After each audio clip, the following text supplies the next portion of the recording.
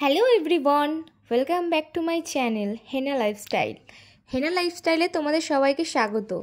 আর ভাবছো আমি এখন কোথায় যাচ্ছি? বৃষ্টির মধ্যে ভিজে ভিজে আমি যাচ্ছি ঘুরতে। অনেক দিন যাওয়া হয় না, অবশ্য বাড়ি ছিলাম না এই জন্য। আর সচরাচর আমি ঘুরতেও বেরোই না, সারাক্ষণ বাড়িতেই থাকি, কাজ যা থাকে এগুলোই করি।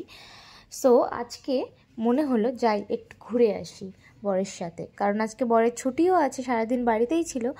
আর বৃষ্টি পড়ছিল, তো আমাকে বললো চলো ঘুরে আসি।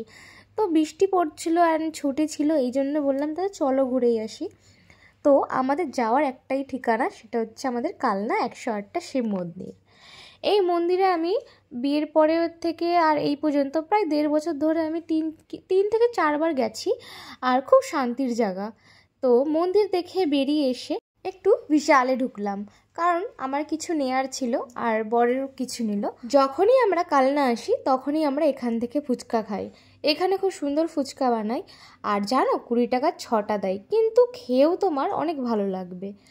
আর তারপরে বর আর আমি ফুচকা খেয়ে একটু আলু টিকিয়া নিয়ে নিলাম। সো এটা আমার ভালো লাগলো না। তারপরে চলে গেলাম মিয়ামরে।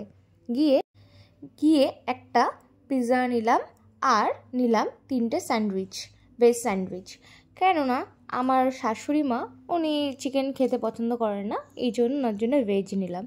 আর আমার জন্য একটা পিৎজা নিয়ে আমি চলে আসলাম। দেখলাম ভালো ভালো এসছে, আমার একটা মোজ নেওয়ার ইচ্ছে ছিল, কিন্তু মোজটা অনেকটা ছোট।